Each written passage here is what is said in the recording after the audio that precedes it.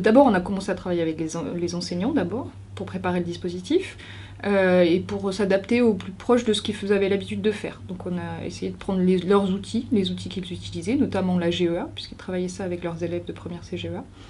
Et on a essayé de monter le dispositif autour de la GEA, c'est-à-dire sans rajouter quelque chose de plus à ce qu'ils avaient l'habitude de faire.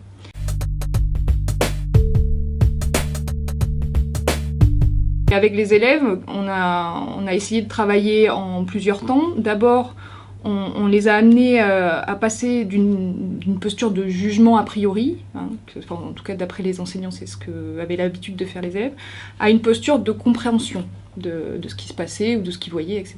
Donc d'abord, on a commencé à essayer de partir de la diversité des exploitations de stage. On les a amenés à discuter de ce qu'ils avaient sur leur exploitation, ou en tout cas dans leur expérience, qu'est-ce qu'ils connaissaient comme diversité sur un territoire qui était relativement restreint, donc des conditions pédoclimatiques qui étaient relativement homogènes. On s'apercevait en fait qu'on avait une diversité d'agriculture et de pratiques agricoles, et donc on les a amenés à se questionner sur qu'est-ce qui fait finalement qu'on a des exploitations qui sont toutes différentes, avec des conditions pédoclimatiques qui sont finalement relativement homogènes.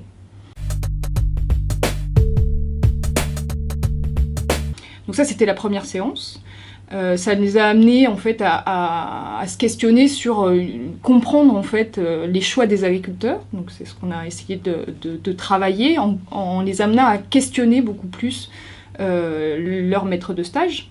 Et on a testé des méthodes de questionnement avec Frédéric Morcet sur le lycée de Cosne, et puis des agriculteurs du territoire plutôt à la MFR de Fougères.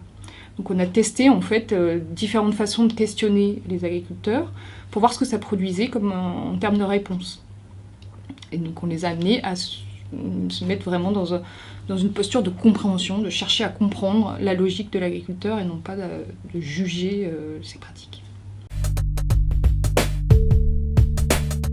La troisième étape, ils étaient un peu livrés à eux-mêmes puisqu'ils étaient en stage, donc avec les outils qu'on leur avait fournis dans la première et la deuxième étape, l'idée était qu'ils se servent de ces outils pour questionner leur maître de stage. Et on avait donné une mission aux élèves, c'était de remplir en fait une fiche signalétique de l'exploitation, à la fois du point de vue de la description de l'exploitation, mais aussi sur un volet évaluation, c'est-à-dire les choix de l'agriculteur, qu'est-ce qu'ils ont compris sur ces choix, c'est-à-dire pourquoi ils font ces choix, et dans quel contexte, etc.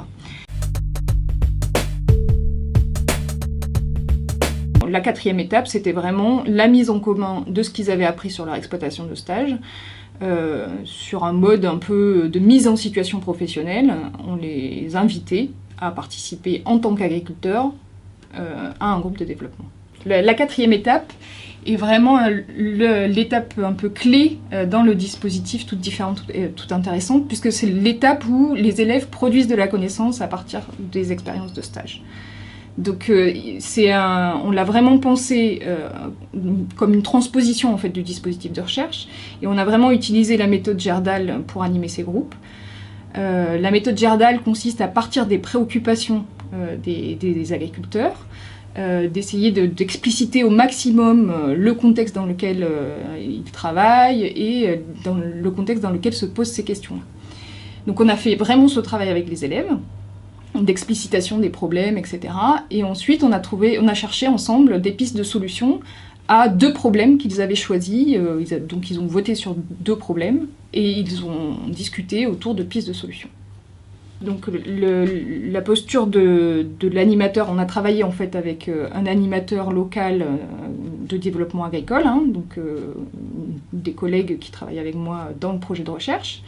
Et puis moi aussi j'ai joué le rôle de l'animateur. On a scindé en fait la classe en 2 pour être plus souple dans l'animation.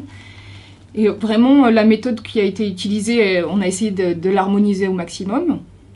Et puis l'idée c'était vraiment de montrer aux élèves tout ce qu'ils produisaient. Donc en temps réel quasiment, on produisait avec eux la synthèse de leur production de réflexion.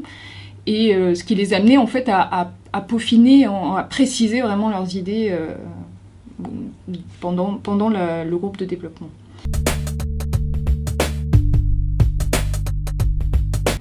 La 5e étape avait pour but d'organiser les connaissances des élèves, dans le but en fait, de restituer ce qu'ils avaient produit aux acteurs du territoire et à leurs maîtres de stage.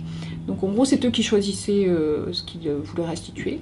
Alors ça pouvait être par exemple des réflexions sur le développement de l'herbe suite par exemple à la baisse des prix pour baisser les charges, ça pouvait être par exemple la mise en place d'un robot pour alléger le temps de travail, des exemples comme ça.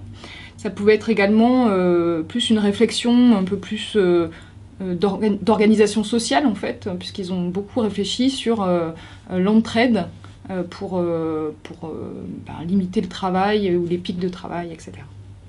Parfois, on a eu même des cas où on a pu apporter des connaissances supplémentaires en fait, pour formaliser la présentation des élèves. C'était le cas notamment sur les changements vers des systèmes plus herbagés, où certains élèves se posaient la question des conséquences économiques en fait, de la transition vers des systèmes plus herbagés, et où le prof d'économie a pu apporter une façon, une méthode de quantifier en fait, ces évolutions du point de vue économique.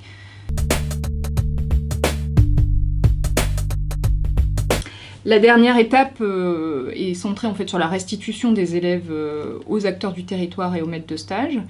Alors on a eu 2 modalités différentes selon les établissements, puisqu'on a travaillé avec la MFR de Fougères et le lycée de Cosne. Sur la MFR de Fougères, il s'agissait en fait d'une sorte de conférence, c'est-à-dire que les élèves présentaient leurs solutions les uns à la suite des autres.